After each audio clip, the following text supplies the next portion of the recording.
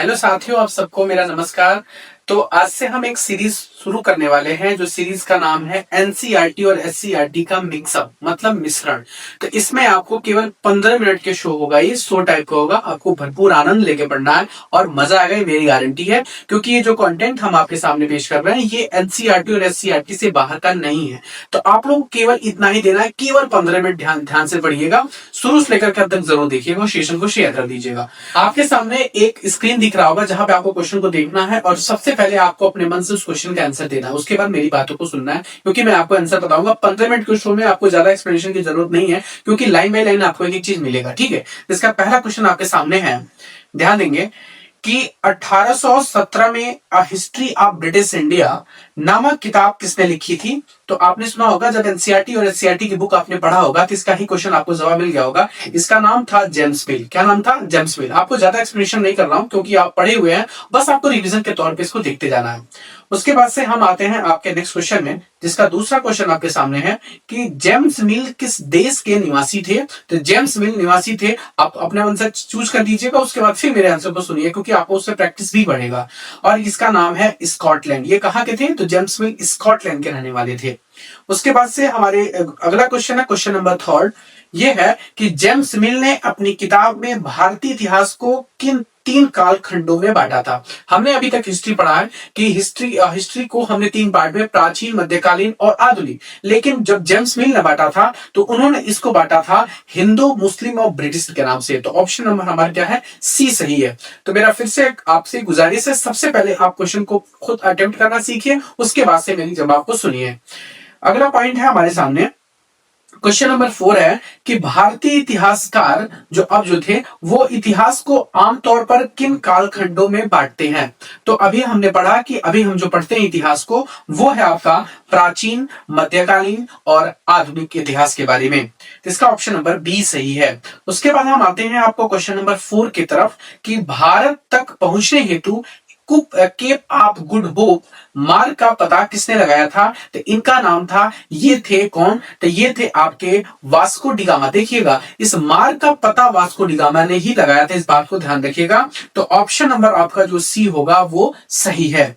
उसके बाद से है क्वेश्चन नंबर 5 इसमें कि वास्को डी गामा भारत कब पहुंचा था। तो वास्को डी गामा भारत पहुंचे थे 1498। तो आप सभी को पता होगा, लेकिन डेट याद रखिएगा, इसका डेट है 17 मई 1458। तो ऑप्शन नंबर बी आपका क्या होता है? करेक्ट होता है।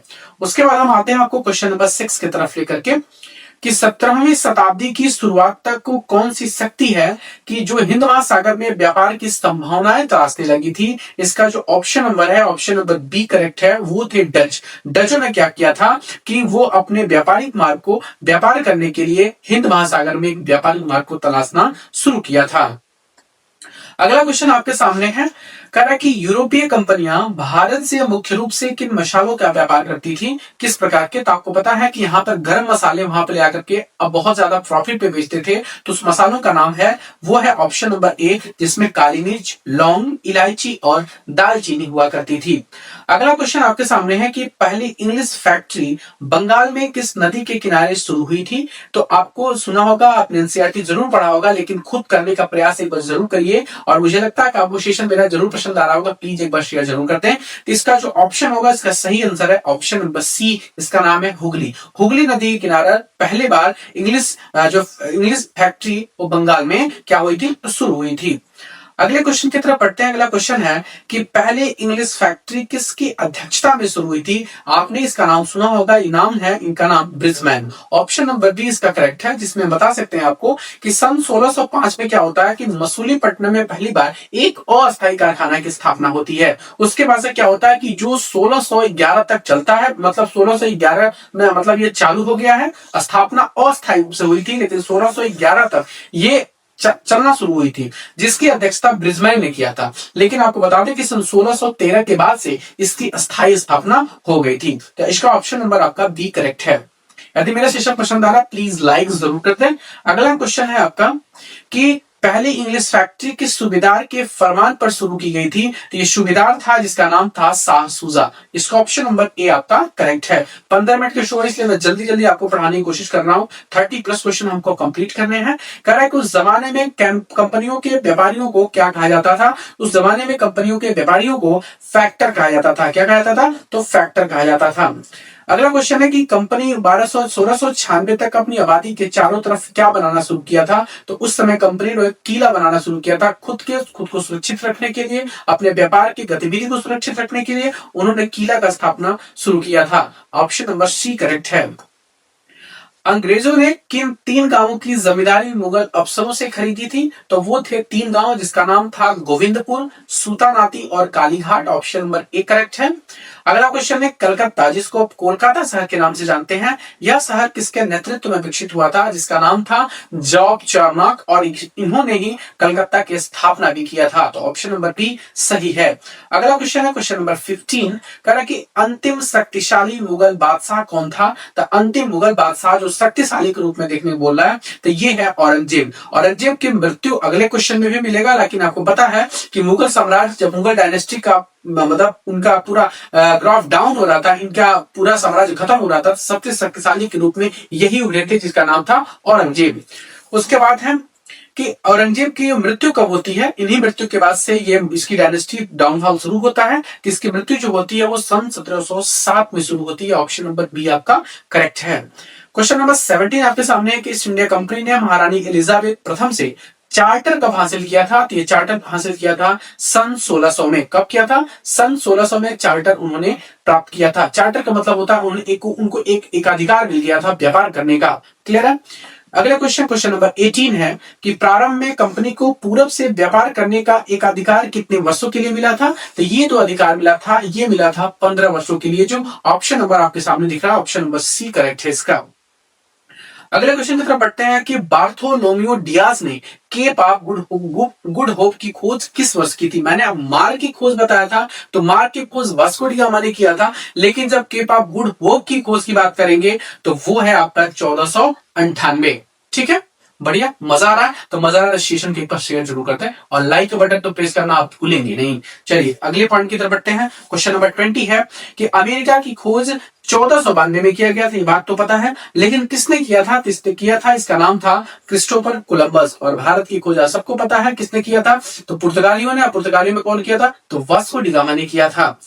अगला पॉइंट है आपका कि कैप्टन जेम्स कुक ने सन 1770 में किस देश की खोज की थी? वो देश था जो कैप्टन कुक है वो है ऑस्ट्रेलिया। ऑस्ट्रेलिया की खोज सन 1770 में हुई थी और जेम्स कुक ने किया था।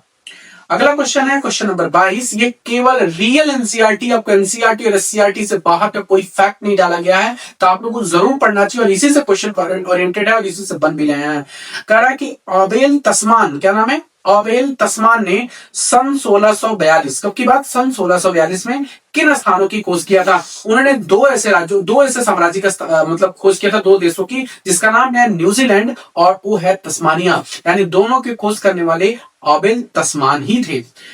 उसके बाद है कि क्वेश्चन नंबर 23 है कि पुर्तगाली East India company Estado da India, इसका नाम ध्यान रखिएगा। पुर्तगाली ईस्ट इंडिया कंपनी का एक और नाम है एस्टाडो द इंडिया। एग्जाम में बहुत पूछता है कि इसकी स्थापना कब हुई थी? इसकी स्थापना जो हुई थी सन 1498 में हुई थी। आपको पता है 1498 में वास्को डी गामा ने भारत का खोज भी किया था और उसी समय पुर्तगाली ईस्ट इंडिया कंपनी की स्थापना भी होती है सन 1498 में। ऑप्शन नंबर सी करेक्ट है। पुर्तगालियों ने भारत में अपनी पहली फैक्ट्री कहां और कब स्थापित की थी? तो वो स्थापित किया था, ये है आपका कब की बात है? तो ये हुआ था आपका पहली फैक्ट्री जो पुर्तगालियों ने स्थापित किया था मसूलीपट्टनम में। कब की बात है? ये तो सन 1605 की बात है। मसूलीपट्टनम में इन्होंने स्थापना किया था। 25 नंबर की तरफ बढ़ते हैं कि अंग्रेजी ईस्ट इंडिया कंपनी की जो स्थापना होती है वो कब होती है?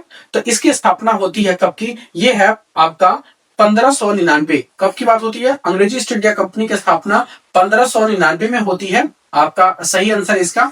यदि आप लोग इसमें कंफ्यूज, आप लोग, मैंने बोला कि जब भी आप लोग कोई दिक्कत कुछ क्वेश्चन में हो तो उसको देखने की जरूर कोशिश करें कि कौन सा इसका आंसर आपका सही है। मेरे ख्याल से इसका आंसर सही है। ठीक है ना। आप लोग बताने की कोशिश खुद करेंगे, क्योंकि सन 1600 ईस्वी में आपकी जो ब्रिटिश इंडिया कंपनी थी, इसका साम्राज्य को काफी प्रभाव तरीके से लागू कर दिया था, मतलब धीरे धीरे धीरे अपना वर्चस्व समझाने लगे थे। तो जब हम 1599 की बात करेंगे, इसी में आपको हम बता दें कि जो आपकी अंग्रेजी ईस्ट इंडिया कंपनी थी उसके बारे में, कि the governor and company of merchant of the London trading into the East Indies, इसके नाम से भी इनको दूसरा नामकरण भी किया गया था, जो एग्जाम में बहुत ज्यादा आता है और आपको ध्यान रखने की जरूरत है, क्योंकि एनसीईआरटी है। और एनसीईआरटी कितना इंपॉर्टेंट है ये शायद आपको भी पता है। चलिए 26 नंबर की तरफ बढ़ते हैं कि अंग्रेजों ने अपनी पहली फैक्ट्री सूरत में कब स्थापित की थी। तो सबसे पहले उन्होंने स्थापित किया था सन 1608 में। कब किया था? सन 1608 में अंग्रेजों ने स्थापित किया था, लेकिन उसकी जो नियमित हुई थी वो हुई थी सन 1612 से। क्लियर है? सन 1612 से आपका इसका मतलब ये नियमित हो गया था, स्थायी हो गया था। उसके बाद से अगला क्वेश्चन आपके सामने है, क्वेश्चन नंबर 27, कि डच ईस्ट इंडिया कंपनी, जिसको हम नीदरलैंड्स के नाम से जानते हैं, डच ईस्ट इंडिया कंपनी की जो स्थापना होती है वो होती है सन 1602 में। कब होती है? ऑप्शन नंबर ए करेक्ट है, सन 1602 में। उसके बाद है कि डचों ने अपनी पहली फैक्ट्री कहां खोली थी। ये आप सबके लिए होमवर्क है और आप लोग कमेंट में बताना है कि डचों ने अपनी पहली फैक्ट्री कहां खोली थी। मैंने टाइम भी बताना है और बताना है कहां खोली थी, जरूर कमेंट करिएगा।